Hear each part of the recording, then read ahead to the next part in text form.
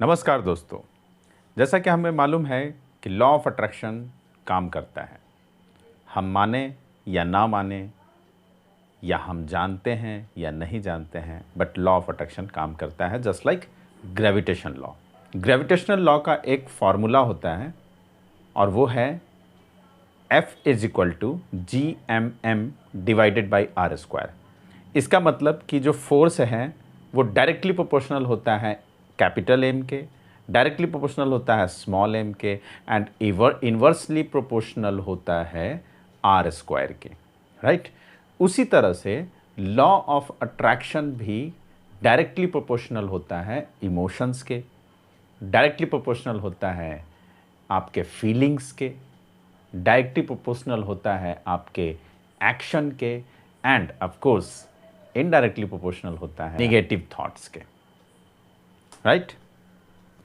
तो चलिए, आप देखे होंगे कि लॉ ऑफ अट्रैक्शन को यूज़ करके बहुत सारे लोग ऐसे हैं जो कामयाब हुए हैं। बहुत सारे लोग ऐसे भी हमें मिले जो कामयाब हुए और उन्हें मालूम भी नहीं था कि लॉ ऑफ अट्रैक्शन उनके लिए काम कर रहा था, बट लकीली वो पॉजिटिव डायरेक्शन में उसको लेके जा रहे थे। ठीक है।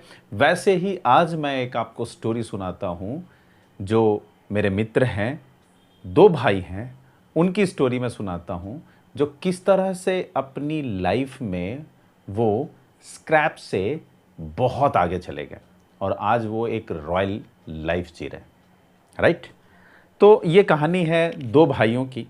दोनों भाई किसी परिस्थिति के कारण, घर की सिचुएशंस ऐसे आ गए थे जिसके कारण से वो पढ़ाई नहीं कर पाए। लाइफ चलाना होता है, लोग काम करते हैं, तो उन्होंने भी अपना काम शुरू किया। वो जब काम शुरू किए तो ऐसे ही कोई कंपनी, प्राइवेट कंपनी में काम करते थे। अब चूंकि आपको पता है कि बहुत ज़्यादा उनके पास एजुकेशंस नहीं थे, तो इसलिए उनके जो काम भी थे वो नॉर्मल ही काम थे, बट उनकी आंखों में सपने थे बहुत बड़ा करने का। बेशक वो बहुत ज़्यादा एजुकेटेड नहीं थे, लेकिन उनका लाइफ में एक सपना था कि मैं बहुत आगे निकलूं और लाइफ में बहुत बड़ा करूं। दोनों भाई एक साथ मिलके काम करते रहे।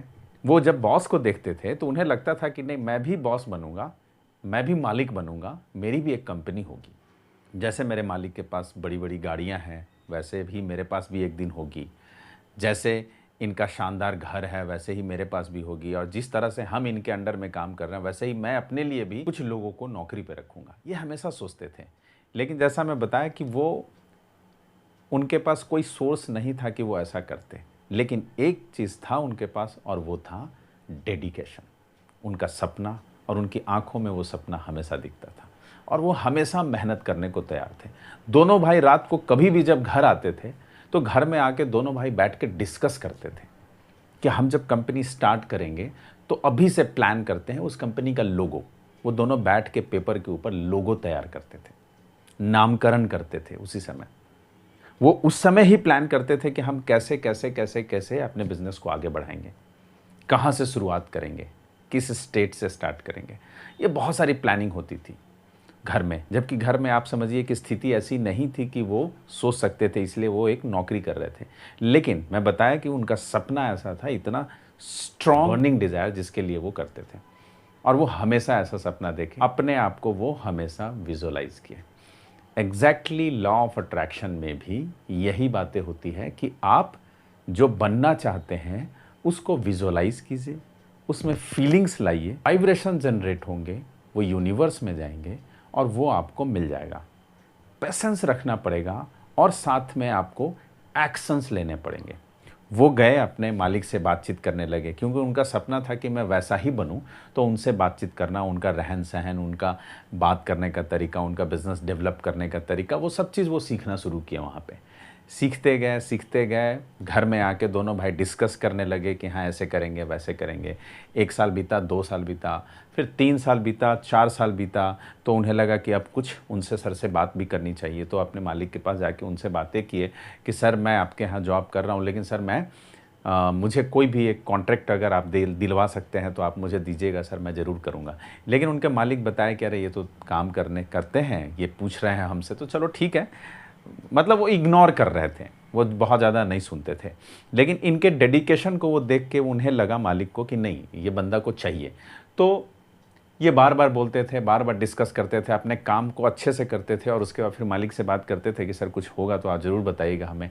ऐसे ही करते करते 4 साल के बाद 5 साल, छठे साल में इनको ब्रेक थ्रू मिला। छठे साल में इनका जो मालिक था वो उनको बुलाया और गए और उन दोनों भाई से बोले कि हाँ, एक कॉन्ट्रैक्ट तो मिला है, लेकिन ये कॉन्ट्रैक्ट ऐसा है जिसमें आप नहीं कर सकते। तो ये बोले कि नहीं सर, कुछ भी होगा मैं करूँगा, क्योंकि इन्हें क्या है, एक ब्रेक थ्रू चाहिए था जो मिल चुका था, अपॉर्चुनिटी की तलाश थी इनकी, ये कॉन्ट्रैक्ट बढ़ाना चाहते थे अपना। तो ये बोले कि नहीं मैं करूँगा। वो बोले कि ठीक है, हमारे कैंपस में टॉयलेट क्लीनिंग का एक आया है कॉन्ट्रैक्ट। इसमें क्या है कि जितने भी एरियाज़ है इसमें टॉयलेट क्लीनिंग, चैम्बर वगैरह सबको क्लीन करवाना है, तो अगर आप कर सकते हैं तो ओके। उन्होंने पहले सोचा कि नहीं मैं कैसे करूं, ये तो थोड़ा सा टफ काम है मेरे लिए हो रहा था, बट अगेन उनको वो सपना याद आया इनका कि चलो यहाँ से स्टार्ट कर सकते हैं। और ऐसा बताया जाता है कि जब आपको आगे बढ़ना होता है तो स्टेप बाय स्टेप आगे बढ़ेंगे आप, तो लाइफ में बहुत आगे बढ़ेंगे। तो उन्हें ऐसा लगा कि ये मेरा पहला स्टेप है बिज़नेस में, तो चलो स्टार्ट करते हैं। एंड वो अग्री हो गए और वो बोले कि हाँ मैं करूँगा। उसके बाद परेशानियाँ हुई, दोनों भाई मिले, मेहनत किए, लेबर को लाए, इधर उधर से किसी तरह से मैनेज किए और वो वहाँ पे काम शुरू किए। अब इनके दिमाग में था कि इसको बेस्ट ऑफ द बेस्ट करना है ताकि उनके सामने मेरा इमेज बने। अगर उनके साथ मैंने इमेज बनेगा तो हो सकता है अगला कॉन्ट्रैक्ट फिर से मिले। और एग्जैक्टली वही चीज़ें हुई। ये मेहनत किए और जो काम जो इनको सौंपा गया था वो बहुत अच्छा हुआ और लोगों की तरफ से तारीफ़ मिली। इनके मालिक भी जी थे, वो भी बहुत तारीफ़ किए कि चलो बहुत बढ़िया काम हुआ। और वो बोले कि हाँ ठीक है, आगे भी अगर कुछ ऐसा कॉन्ट्रैक्ट मिलता है तो मैं बताऊंगा। एंड उसके तुरंत बाद उन्हें एक बाहर का कॉन्ट्रैक्ट मिला जिसमें उनको अच्छे खासे पैसे आए और अच्छे खासे पैसे बचे भी, और उसके कारण से इनको कॉन्ट्रैक्ट की दुनिया में नाम हो गया। ये भी एक अच्छे कॉन्ट्रैक्टर बन गए और नाम इनका जानने लगे लोग और अपने बिज़नेस को धीरे धीरे बढ़ाने लगे। और उसके बाद वो पीछे मुड़ के कभी नहीं देखे और वो अपने बिज़नेस को धीरे धीरे करके 1 स्टेट, 2 स्टेट, 3 स्टेट ऐसे करके बढ़ाने लगे। जैसा वो सोचते थे अपने मालिक की तरह, जो लॉ ऑफ अट्रैक्शन में जैसे बताया जाता है कि जो आप सोचेंगे वही मिलेगा, एग्जैक्टली वही चीज़ें हो रही थी उनके साथ। जो वो सोच रहे थे वही हो रही थी। जिस तरह से मालिक बनना चाहते थे वो मालिक बन गए। जिस तरह से वो चाहते थे कि मेरे पे गाड़ियाँ हो, वैसे ही वो जिस जगह पे रहते थे वहाँ पे उनके लिए गाड़ियाँ थी। जैसा वो सोचते थे कि मेरे पास भी एक शानदार घर हो, एक शानदार घर बना रहे हैं वो। और वो सोचते थे कि मैं लोगों को नौकरी पे रखूं, और आप बिलीव नहीं करेंगे उनके अंडर में अभी ऐसे ऐसे लोग हैं जो बहुत एजुकेटेड हैं, इंजीनियर्स तक उनके साथ मिलके उनके लिए काम कर रहा है। ये लॉ ऑफ अट्रैक्शन को लेके वो कामयाब हो गए। तो ये बताने का मतलब है ये कि बहुत सारे लोग ऐसे हैं जो लॉ ऑफ अट्रैक्शन को यूज़ करके बहुत आगे निकल गए। तो लॉ ऑफ अट्रैक्शन का अगर हम सही ढंग से यूज़ करते हैं, जबकि उनको बहुत ज़्यादा मालूम नहीं था लॉ ऑफ अट्रैक्शन के बारे में, बिल्कुल ही नहीं मालूम था उनको लॉ ऑफ अट्रैक्शन के बारे में, लेकिन वो लकली उस समय पॉजिटिव डायरेक्शन में जा रहे थे, इसलिए उनके साथ पॉजिटिव चीज़ें हुई।